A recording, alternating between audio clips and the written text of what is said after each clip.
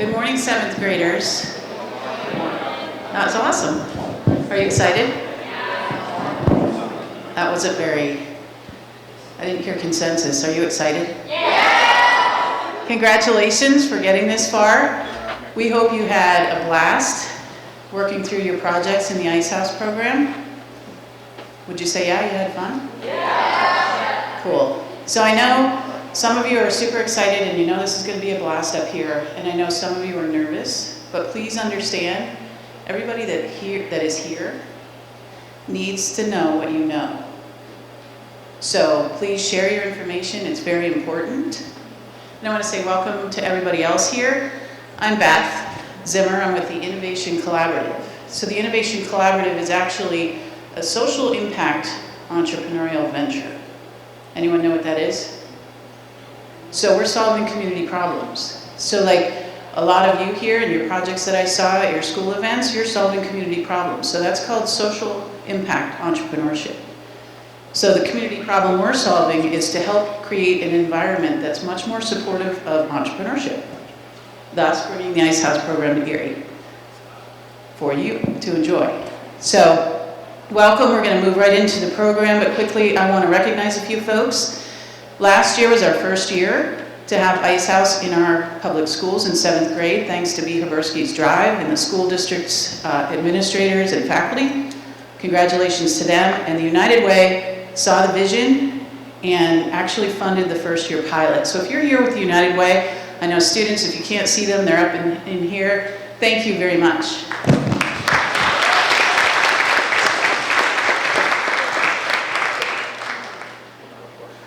So we're going to get through, right now we have a dignitary in our midst who is our county executive, Kathy Dahl-Kemper. She's been behind this program. Can you believe the county government employees actually get to do the Ice House program as well? They had to wait until they worked for the county government. So you guys are pretty lucky. So Kathy, county executive Kathy Dahl-Kemper is going to share a few words with you, and then she's going to introduce our celebrity. Thank you, Beth. Good morning, everyone. Everybody excited? Yes. I am very, very excited to be here with all of you students today. You are our future. Now, I'm the county executive, and so I am always concerned about everybody who lives in Erie County. So whether you live in the city of Erie, whether you live in Albion, Northeast, Corey, anywhere in between, I'm always trying to find ways to make our community a place that's good today and really, really good and better for you in your future as adults. All of you are our future leaders. You're the ones who are going to be standing up here maybe someday as a county executive or leading an innovation collaborative like Beth, or the United Way, like the people that we thanked for helping to fund this. And we need you to be thinking in a way that's innovative and entrepreneurial, because you're going to have to help solve the problems. You know, I heard someone say, don't ask a child what you want to be when you grow up, but ask them what problem they want to solve. It might have even been Gary who said that, who's going to be up here in a minute. But, you know, we're all trying to think about what problems we're going to solve. So when we brought Ice House into county government, we have 1,200 employees. We're a big operation. We do a lot of different things, but we have a lot of problems to solve. So helping our employees think the way that you're learning to think, but they, as Beth said, they had to wait till they were adults to kind of get that new mindset. But it's helping us in county government to actually better serve you, the people who we represent, through government. I actually have a small chair. It's really a chair for like littler kids than you. But I have this little chair in my office. And that little chair is to remind me and everybody who works with me every day about that we're working for you. We're trying to create a better world for all of you. And thank you for trying to start creating that better world today. And I am anxious and excited to see what you've come up with in terms of your projects today. But we do have a very special guest here, and somebody I've heard speak many, many times, and I respect very deeply, because he has helped immensely to bring this to our community by his vision and by really putting forward a program that is so innovative. He truly is the Ice House man in many ways. And I do want to say, before I introduce him, I think all of us need to give a really big round of applause to Beth Zimmer, who was just up here, because without Beth, We wouldn't have Ice House in county government, and we wouldn't have Ice House in our public schools, and we would not have Ice House in Erie County at all. So please, a big round of applause to Beth Stimmer for bringing this to us. She's dynamite. So I want to introduce Mr. Gary Schoninger. And Gary has emerged internationally as a recognized leader in the field of entrepreneurial mindset education. That's a big mouthful. He'll talk more about that. But as the founder of the Entrepreneurial Learning Initiative, Gary has influenced a broad audience from higher education and economic development organizations to government, corporate, and nonprofit clients worldwide, including the Ewing Marion Kauffman Foundation, the Cisco Entrepreneur Institute, and the United States State Department.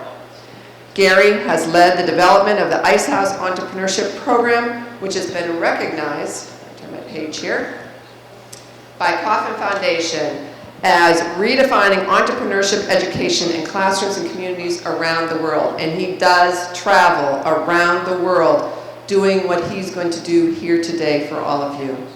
With his focus on the entrepreneurial mindset, Schoninger has presented numerous keynotes, workshops, and training programs throughout the world, and recent engagements include the Global Entrepreneurship Congress in Rio de Janeiro. What country is that in? Brazil, good. And Moscow, what country is that in? Russia, good. As well as speaking and training programs in Athens, Greece, London, Bogota, Buenos Aires, Mexico City, Sofia, Santiago, Aberdeen, Nicosia, Zagreb, Tbilisi, and Baku. And I don't know if you would know where all those countries are, those cities are, but I know a few of them, and not all of them. Schoninger, along with Pulitzer nominee Clifton Talbert, is also the co-author of Who Owns the Ice House? 8 Life Lessons from an Unlikely Entrepreneur, which is an international bestseller described as required reading for humanity. And so it's appropriate that we are here today at the Blasco Library, a place that's all about education, innovation, and helping entrepreneurs really create their future. So with that, a big round of welcome to Erie, to Mr. Gary Schoninger.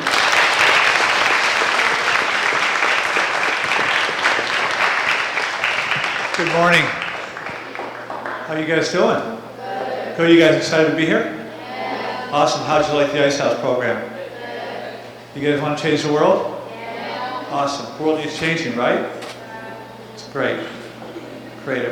I got to see some of your presentations already this morning, some of the practice rounds. You guys are amazing. You know that? You know, one of the things I want to share with you guys is as Kathy said, I've traveled around the world, not only speaking, but interviewing underdog entrepreneurs. You know what I mean by underdog? I mean people that don't have any particular advantage in life. People that they're not coming from elite universities, they don't have wealthy families, they're not necessarily super creative or anything else, they're just ordinary people. In fact, in many ways, they're like, they're people that are coming from behind, from a disadvantage. And I've been trying to figure out like how these underdogs win, right? How do people that don't have any real advantage in life manage to rise above their circumstances to create a more meaningful and prosperous life? How do they do that, right? And one of the things I discovered straight away is that they all think like entrepreneurs. They don't all own businesses, you understand? But they all think like entrepreneurs. Now, what does that mean to you guys? What does thinking like an entrepreneur mean?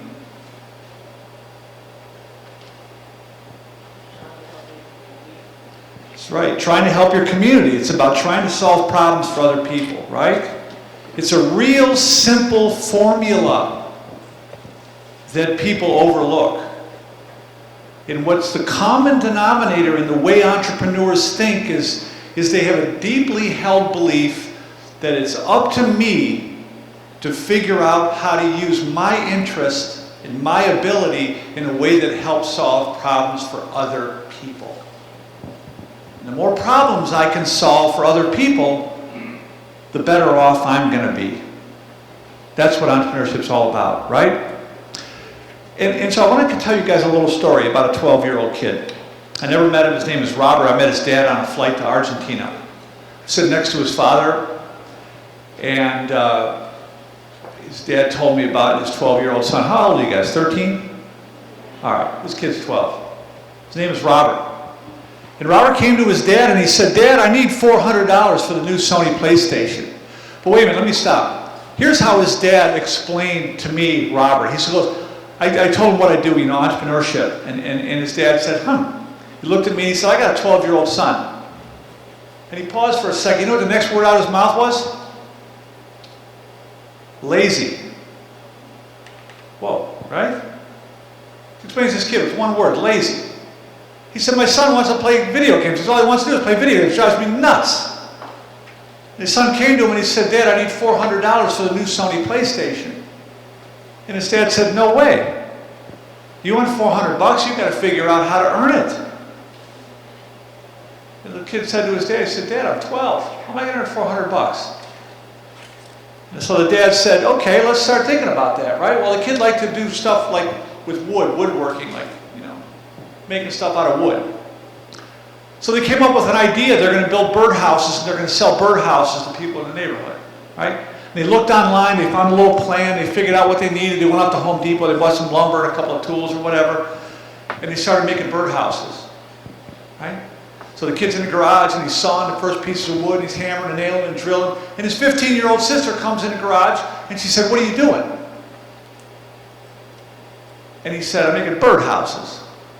And she said, that's the dumbest thing I ever heard of. She went back in the house, right? Because when you're doing something different, people always want to laugh at you and ridicule you because you're doing something different, right? You got to learn to get past that. You got to learn to stand out, not to fit in. So he builds his first birdhouses, and he sells them to his friends and family members. He said, anybody will buy a birdhouse for $20, right, from a 12-year-old kid. I imagine as soon as I leave here, you guys are going to start building birdhouses as soon as you hear me finish this story. So, the kid builds 10 birdhouses. He sells 10 birdhouses, and he goes to his dad. He says, Dad, I got $200. I'm halfway there. And his dad said, no, you don't. You owe me $80 for the lumber and all the tools we bought.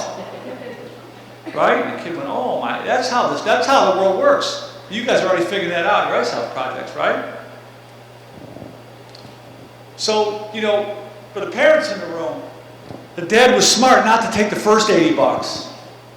Let him get a little runway, not knock the wind out of his sails, right? So he said, Dad, what do I do now? I've kind of, I've exhausted our circle of family and friends. Now who do I sell birdhouses to? And the dad said, well, why don't you go out and around the neighborhood like you're selling Girl Scout cookies?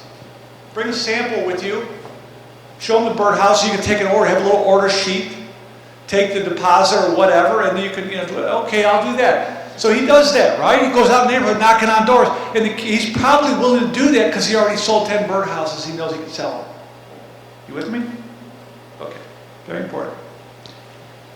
So he goes out, but here's what happens when he's out knocking on doors.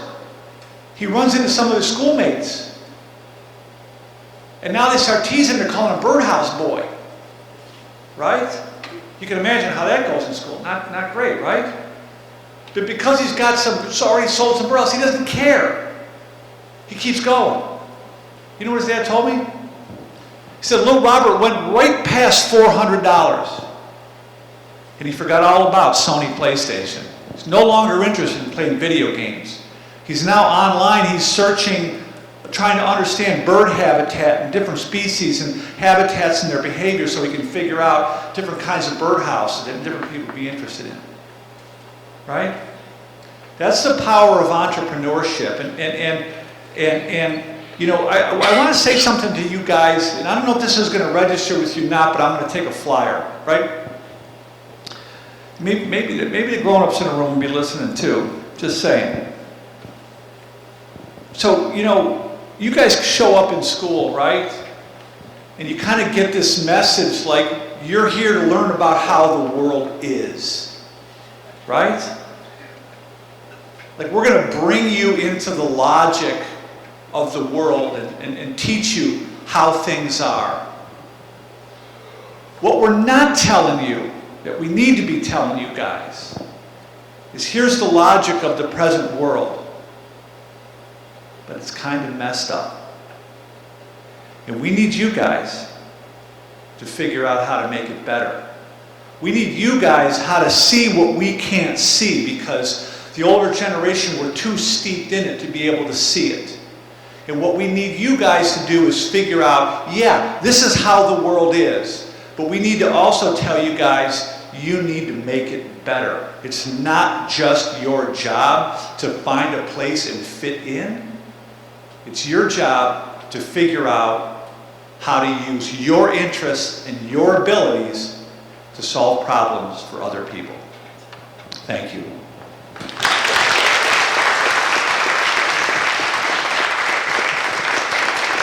Thank you, Gary. So I've known Gary since 2015, and it's always a pleasure and an honor to have him back here in our presence. So, 7th graders, are you ready? Take the STEM projects up first.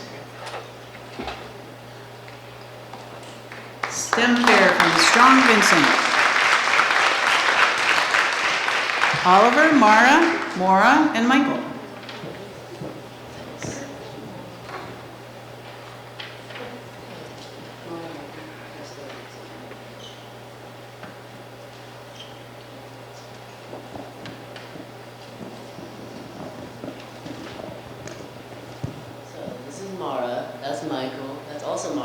And I'm Oliver. And did you know, according to the Science Education Center in 2018, 2.4 million jobs in STEM fields went unfilled. And it seems like today, children don't know the importance of science and math. At SVMS, they only influence STEM in a few ways, those including STEM Club and Lego League. The problem we are presenting today is that kids are not being involved in STEM since there isn't enough opportunities for children interested in the field. So today we want to introduce the possibility of a science fair. The problem we are trying to solve is the lack of kids going into STEM. During our time at SVMS, we have found that while teachers are trying to tell kids about STEM, they're only doing it for 1 quarter. There's no real influencing. Our science fair will be an all-around influence, getting kids involved, helping them learn, and influencing them into the field. Science fair will not be required to do for a grade, but if you do get involved, there might be an opportunity to get some science bonus points. In 2016, only about 568,000 people graduated into the STEM field in the U.S. alone. And in 2001, only 9% of the people who entered college earned a STEM credential. Kids aren't going in the STEM field because they just think it's too hard. Doing a science fair in SVERI and showing kids how easy it just may be will raise PE statistics a small amount.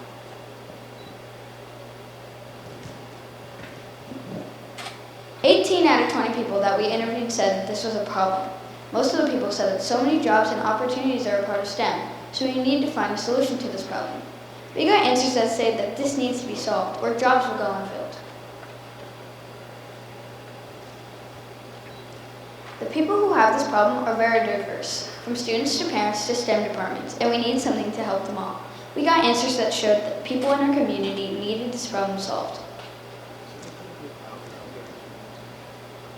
People do want this problem solved. Kids need options to succeed and for the future.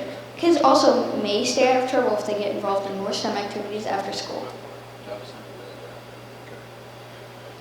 The answer is a science fair. It's a free and open to all students of all ages to benefit their lives. Even some of our interviews suggested a fair.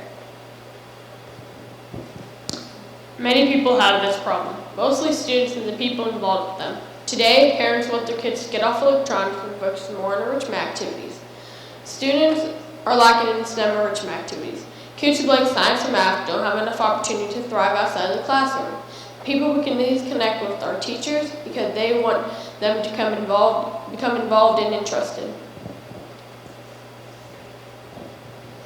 The way people are solving this problem is by doing after-school activities. Also, there is an organization called PJAS, Pennsylvania Junior Academy of Science. They are helping with the field of STEM by reaching out to young scientists and mold them into a future job in the science field. But at SVMS, the school activities are lacking in STEM.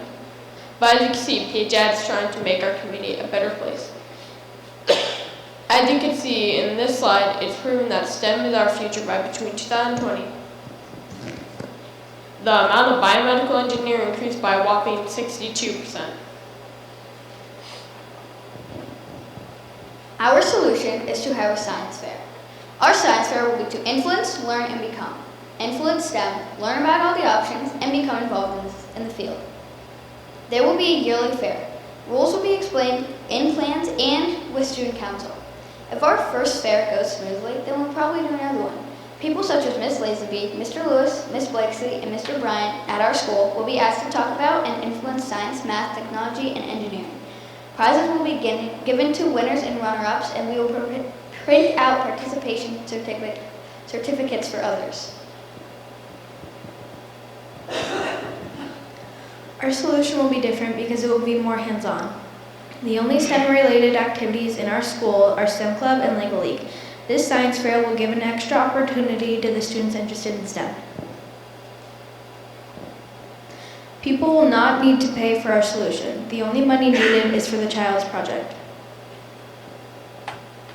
People will know about our solution because it will be announced on the announcements during class meetings and on flyers that will be placed around school.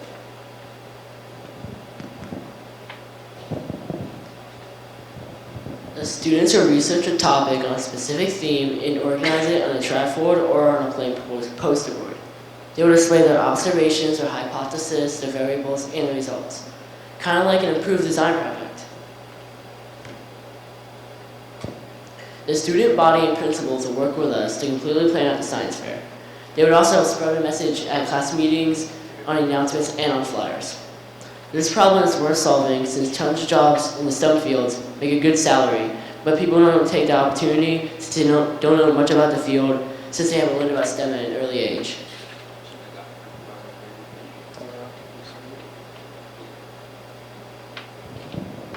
There will be 3 winners and 3 honorable mentions. First place will get a trophy with the candy of their choice, second place gets a blue ribbon with a dress down, and third place gets a ribbon of the color of their choice. Coming next year to SCMS is a middle school science fair so we can increase the lack of enrichment activities. 6th, 7th, and 8th grade students will be able to compete together in one giant science fair. The kids won't be separated between grade level or honors. We can finally call this something that schools do together as a team. In the science fair, we will have 6 judges, 3 winners, and 3 honorable mentions. We know the judges are going to be science teachers and STEM teachers. Friday, October 18th, 2019 is the date that this will take place. Students will be notified a month ahead to start working on their projects. It will take place at school from 4 to 7 p.m., 2 hours to looking and judging, and 1 to the party afterward. Student councils at different schools will be able to go over this with students. We are hoping the science fair could be located in the gym because it's such a big area. Each year, there will be a different theme, some mainly over science and math, then there will be some with technology, electronics, space, biology, and etc. We will probably announce it a month before it starts, so kids can start their projects early, and we will get more descriptive at class meetings. Everyone gets to make a project. If they go along with the themes, involve the scientific method, or are more creative, then they get extra points. There can be up to 3 people in a group. The project must be displayed in a model, trifold, or a poster board. Finally, sponsors. Organizations will sponsor the fair. For example, LECOM, the Children's Museum, the Tom Ridge Environmental Center, and the Erie Zoo. They will help raise money and show STEM examples of things they do daily. Some of you may be thinking that we do have STEM opportunities, but according to some of these slides, it's not true. STEM is a difficult field. Therefore, that is why we are doing a science fair, to encourage people that STEM isn't hard. So let's have a science fair at SVMS. Is there any questions?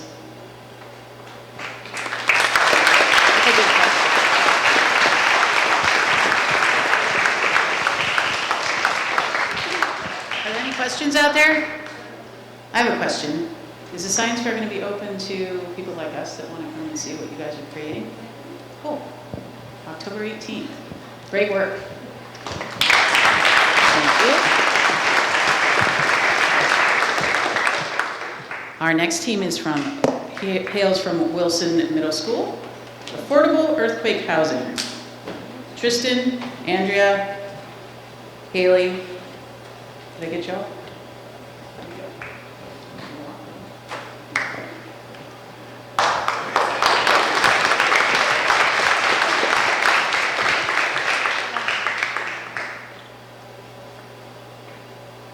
Good afternoon. My group, Haley, Andrea, and me, Tristan, will be talking to you about earthquakes. Not just earthquakes, though. Sustainable earthquake housing. So, earthquakes are devastating occurrences that occur because of the movement of the tectonic plates. 200,000 people die a year, at least. Most of the time, it is drastically more. There are houses that can withstand earthquakes, but these cost around $20,000, which for a house that you don't actually live in all year round is pretty expensive.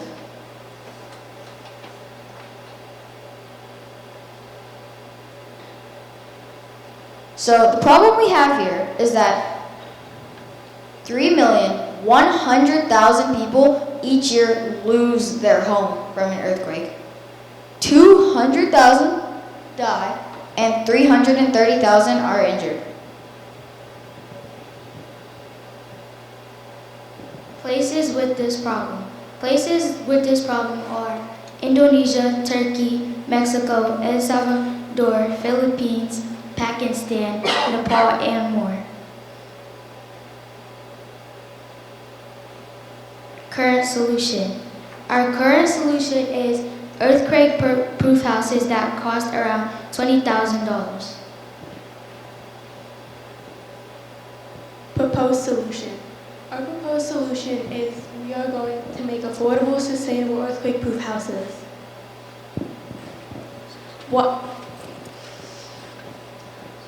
Why our houses are better? Our houses are better because our houses would cost $6,000 to build without appliances accounted for and with building expenses included.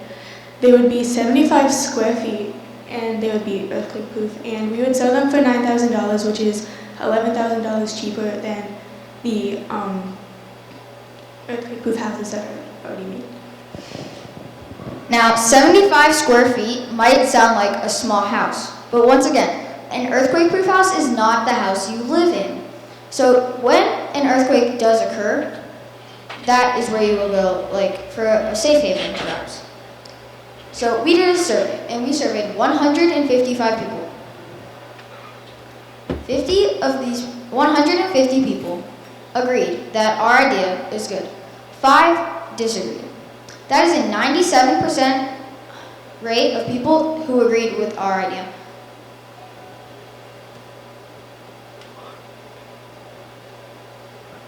Why our solution is different. Our solution is different because it's affordable and it is sustainable.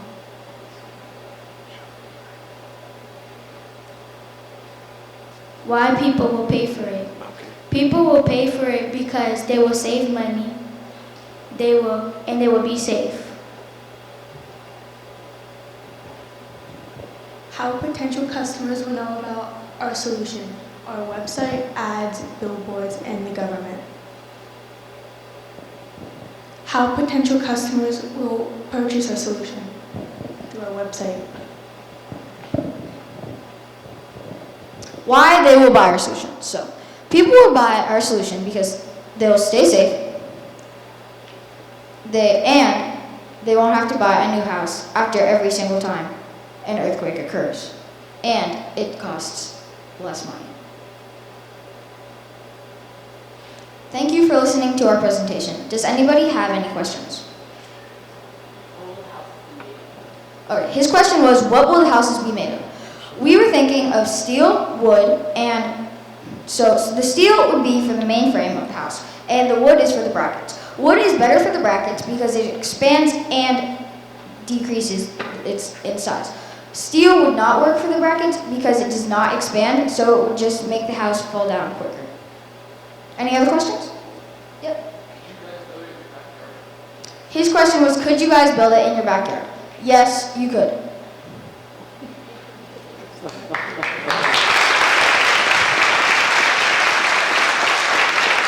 Great job.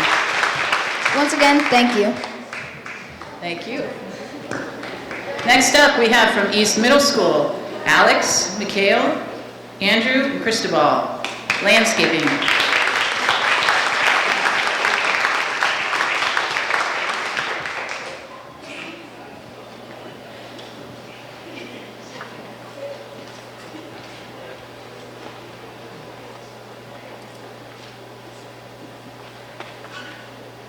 Okay, hello everyone. I'm Andrew Wisniewski, that's Alex, Michael, and Cristobal. We are doing our project on landscaping. So, the problem is that people don't have enough money or don't have the equipment to buy snow plowing or mowing gear. So we could solve this solution with a cheap semi-solution.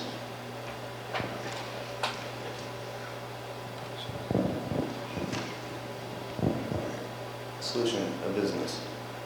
A normal plowing job is around $30 to $80 in the city, and a normal mowing job is around $15 to $45 in the city.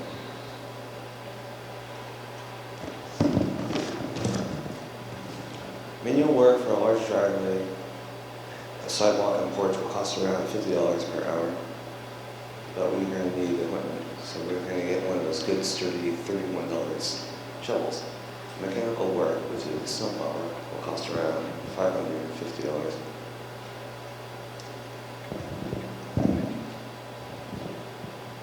We will start at a rate of around $10 to $30 per hour of work.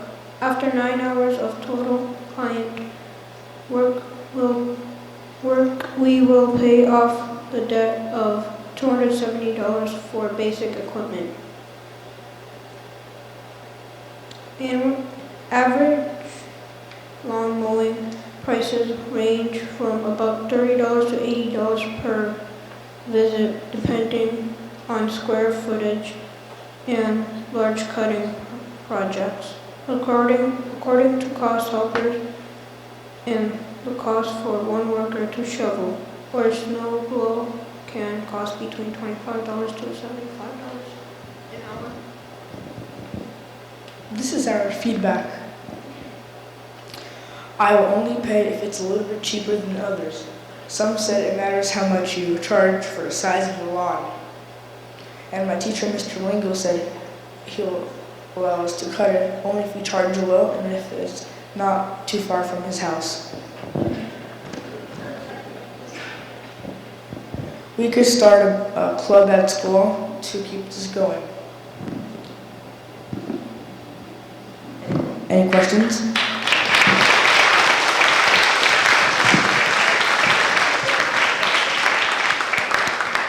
Any questions out there?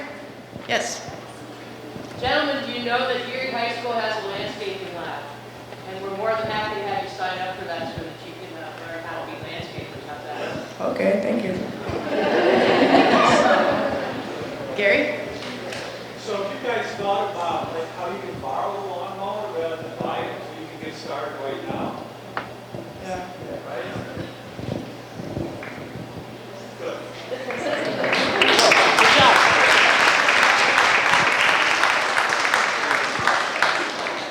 Next, from Strong Vincent Middle School, we have Kayla, Marissa, William, and DeCello. The title is Local Businesses.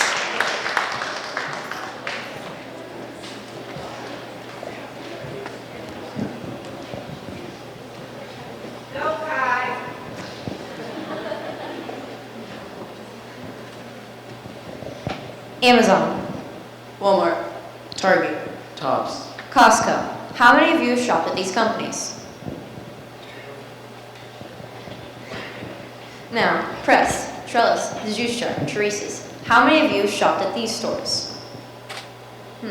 Considerably less. My name is Kyla, that's Marissa, that's DeCello, and that's William. There are over 1 million local businesses in Pennsylvania alone. However, big companies like Walmart or Amazon are taking profit and customers away from small businesses. This poses a threat to the local economy, as that money spent paying for your entire Amazon wish list could have stayed within the city. Today we will be discussing our solution to this problem and how shopping locally is a benefit to each city across the world.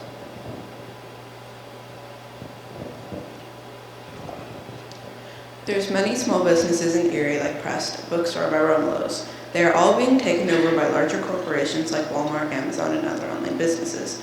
These local businesses are suffering and not getting as many customers and publicity.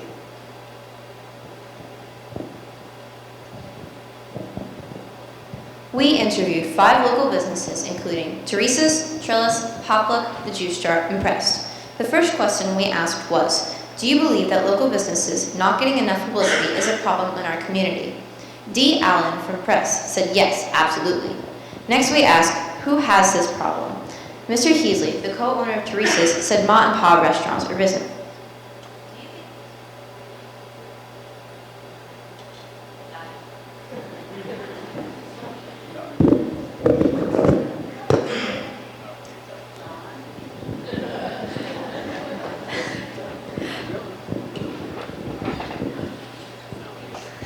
Next we asked, who has this problem? Mr. Heasley, the co-owner of Teresa's, said Ma and Pa restaurants are businesses. Do you think that this problem is worth solving was the next question asked. And Ms. Lutz, who owns the juice jar, said that this problem has to be solved. The final question was, do you have any ideas for how this problem can be solved? The owner of Popluck, Jennifer Minsky, said awareness. The people who are having this problem include small business owners and their customers. This problem could also affect any citizen who lives in Erie or any other city with small businesses. This also influences people of all ages, genders, and races.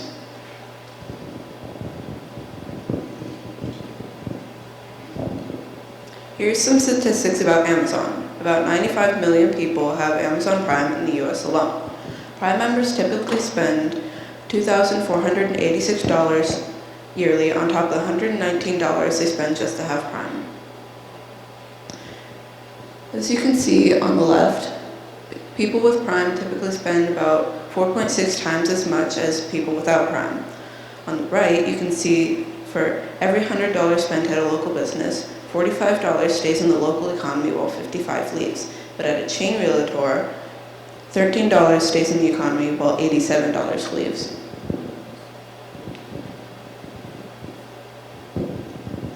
The current solutions for spreading awareness for local businesses are merchandise stating shop or buy local and very few commercials. But those are not very effective as commercials are expensive and merchandise can only go so far, as merchandise is usually paper or plastic bags like this one.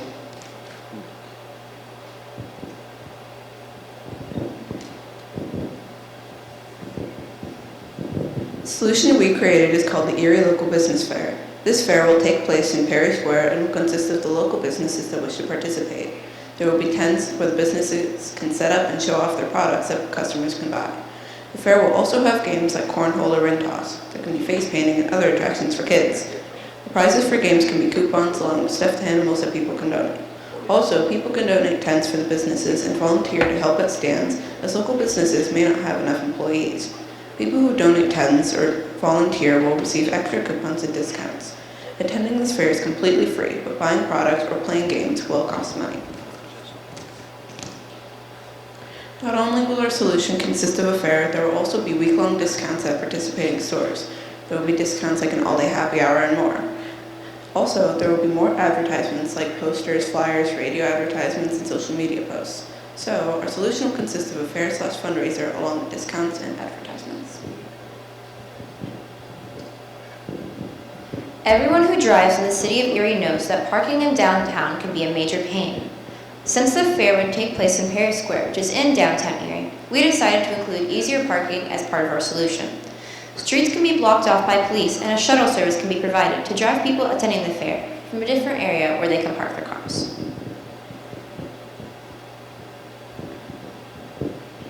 The solution that most businesses use is posting commercials on things such as TV, radio, and YouTube. The thing is, however, the local businesses don't have enough money to put a lot of ads on these platforms, so they still don't get enough exposure. Our solution is hosting a fair and inviting small businesses to provide samples of the products that they sell. Customers can look at the different stands and talk to the business owners to learn information about these businesses. In 2010, there was a small business Saturday in Erie. However, there was no actual fair. There were discounts at many of the local businesses, but this has not spread much awareness. So, our solution will differ from previous solutions as it will provide more activities and awareness, as well as discount options for customers. Some examples of local businesses include Poplook, which sells gourmet popcorn, Press, which is a bookstore and cafe, Teresa's Deli, which is a deli, Claytopia, where you can make your own pottery, Trellis, which sells interior decor, Picasso's, which is a sandwich shop, The Juice Jar, which sells healthy smoothies and juices along with other healthy foods, and Iron Empire, which is a clothing brand. Now, you may be asking yourself, why would I pay more money at a local business when I could just go to Walmart and click on Amazon and buy products that are much cheaper? Well, some benefits of shopping local include that the money will be kept in the community and jobs will stay within the city. Shopping locally also promotes agriculture and reduces use of fossil fuels, plastic, and levels of pollution. There is a less risk of food contamination and it uses land more productively. Along with these health benefits, some small businesses provide a better experience shopping there, and some sell unique products. There is no admission fee to get in the fair. However, they would have to pay for games, prizes, services, and if they want to buy something from the businesses that participate. The money that we make from the day would be split between the businesses that participate.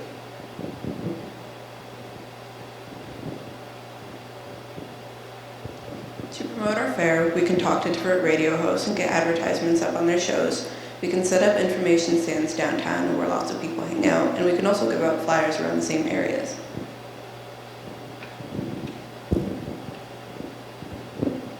There are multiple reasons that people want to invest in our solution. One reason is that the fair might inspire people to create their own local business.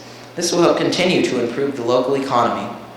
Also, people want to attend the fair as they can bring their kids to do fun activities like face painting, beanbag tosses, eating contests, and other carnival games. Plus, seeing the different businesses will provide people with more knowledge of the city and its businesses. Also, there will be discounts all week at the businesses that participate. If you go to the fair, you can get coupons for prizes, so people will invest in our solution because they can see the different businesses, bring their kids for the activities, and possibly get inspired to start their own businesses. In closing, our problem is that big corporations like Amazon and Walmart are taking away customers and profit from local businesses. We worked to find a solution for this as we came up with the Erie Local Business Fair. This will provide awareness and potential customers for the businesses and will entertain the people attending as well as giving them discounts. The customers will also have a solution that they can feel good about as they will be giving back to the community by shopping at local businesses and keeping the money within the city. Now, who will reconsider their next trip to Walmart or click on Amazon and shop at a local business instead? Are there any questions?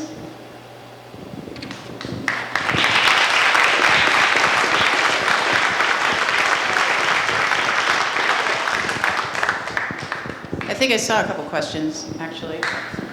Were there? Down front?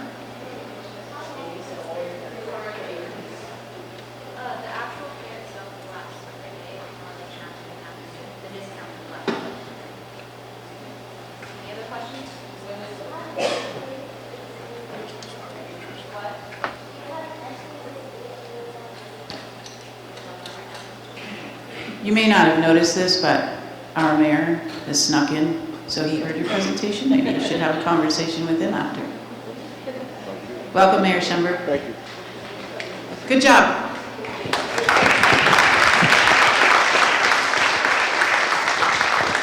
Did you know there are not enough after-school activities? So presenting from Wilson Middle School, we have Hazel, Jace, and Justin.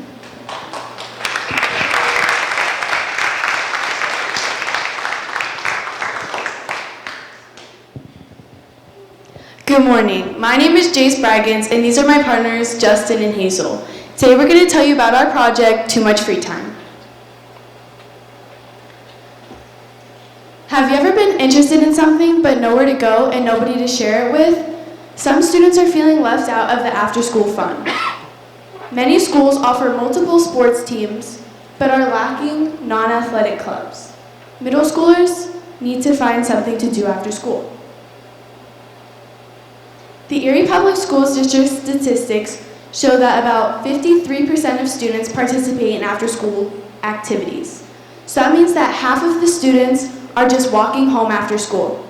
And because we have so many students walking home, we tend to run into some problems. These problems include fights, loitering, and bullying. That means that there's a 53% chance that students could fall into trouble. We have a solution. We need more after-school activities that are non-athletic or that cater more to students' needs.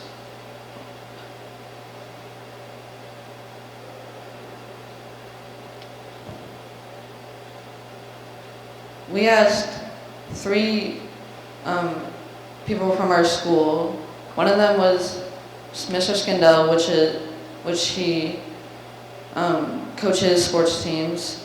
Mrs. Peck, our counselor, and Mrs. Labor, our school administrator. All of them agree that we need more after-school activities and more student spirit.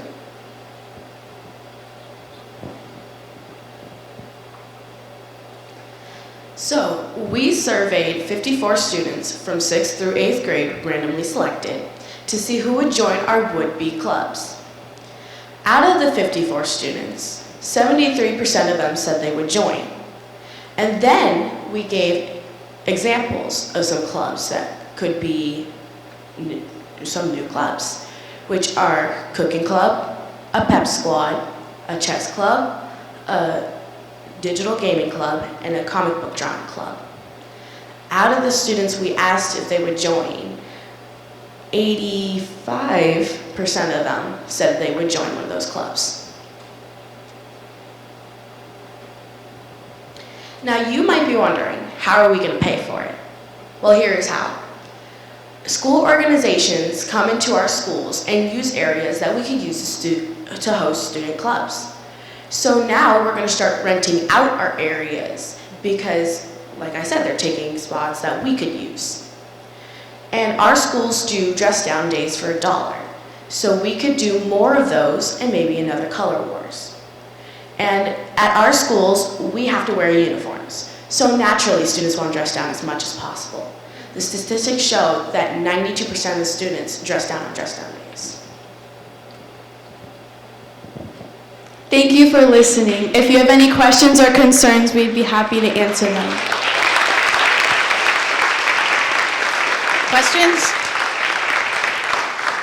Questions? No questions? Great job. I can take those. Next we have the green team. Is it Maura? You were going to do the state, right?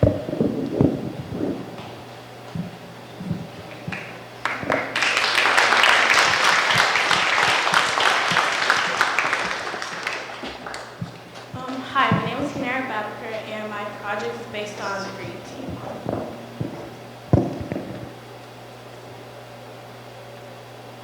The green team can be helpful in many ways. It will help our school be clean. The green team can also show school spirit, and it will help kids work together.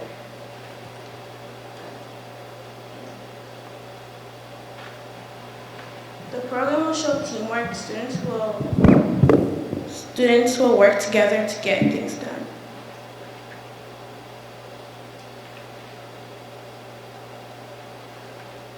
The green team can create friendships in different ways. Our school can be really clean, but outside visitors will be impressed.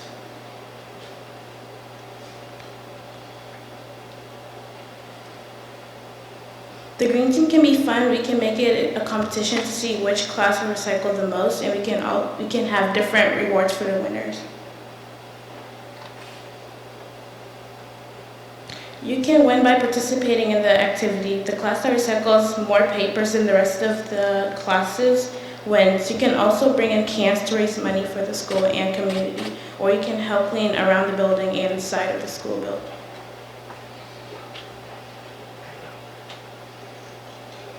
You can win many things including candy, spiritware, pencils, tickets to a game of your choice, a free movie day, a homework pass, and you can even win a dress down pass.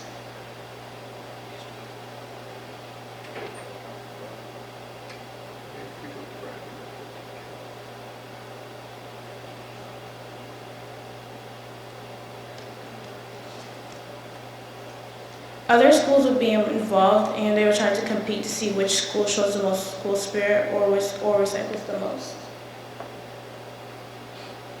I got a lot of feedback from a lot of people. They mostly said the same thing. It's a great idea, and they'll think about trying to get into an after-school program.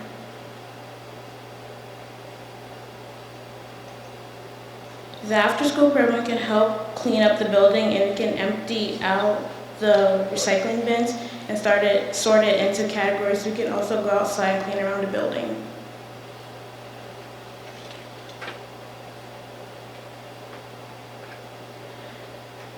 There are many benefits from doing this, which include recycling or using paper that is still usable, cleaning the environment, creating teamwork, making the world a cleaner place, and educating the upcoming generations not to waste things.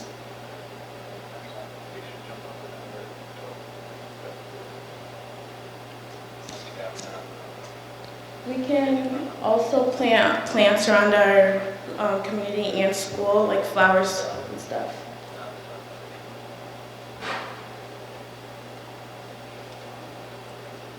We can also plant fruits and vegetables and give it out to people in need. The possibilities are endless. Thank you.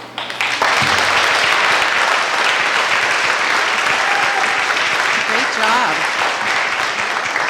Are there questions from the audience? That was really awesome. Thank you.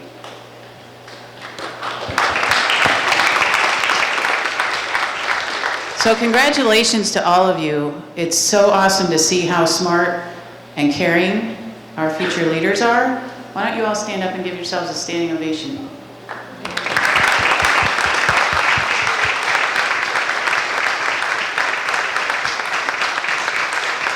Awesome.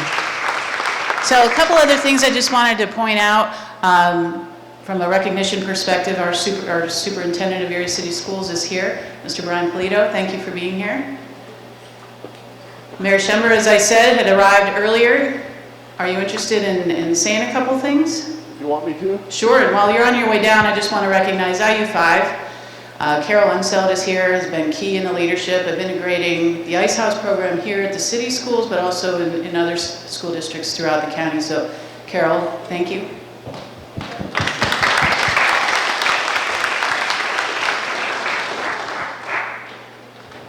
Thank you, Beth. I'm really honored to be here with you. I'm sorry I was late. I was in the middle of another real important meeting. But I think this was an incredible learning experience for all of you that went through it. I mean, you identified real issues in our community and you worked together to come up with a viable solution. I got here during the affordable earthquake housing presentation, so I missed the STEM fair. I apologize for that. But everything I heard, I think this was a great learning experience. When I was your age, I never did anything like this. You know, I was learning to count and write and spell, but this learning experience you just went through, I just want you to know how valuable this is going to be for you throughout your entire life, really the rest of your life. What you did was kind of as I listened, identify like a 5-step process you went through, and that's the thing that's going to be really valuable to you for the rest of your lives. The first step was identify a real problem that impedes progress or gets in the way of good things happening, and you all did that very well. The second step was you worked together as a team to solve the problem. A lot of times we're too much into our own ego and we don't work with those around us. And we can do so much more if we work together rather than just trying to do our own thing. Next, you put a plan together to implement in order to solve that problem that you identified. Then the fourth step was you presented the solution in very good PowerPoints, very good presentations. You put together a great presentation. The only step left now is the fifth step, which is implementing your solution. So that's the challenge to you now, to take the idea you came up with and put it into practice and solve the problem you identified. So again, this was probably one of the most valuable learning experiences I've ever witnessed in terms of you're all middle school, right? Middle school students going through this. Again, when I was in middle school, I couldn't even imagine doing something like this. I might have started to do something that you just did, like in my mid-20s. So you're probably, like 10 years ahead of where I was at your age. So, again, all I wanted to do was stress how impressed I was and how much I think you all learned doing this. And don't just do it once. Do this for the rest of your lives. Congratulations, everyone. Keep up the good work.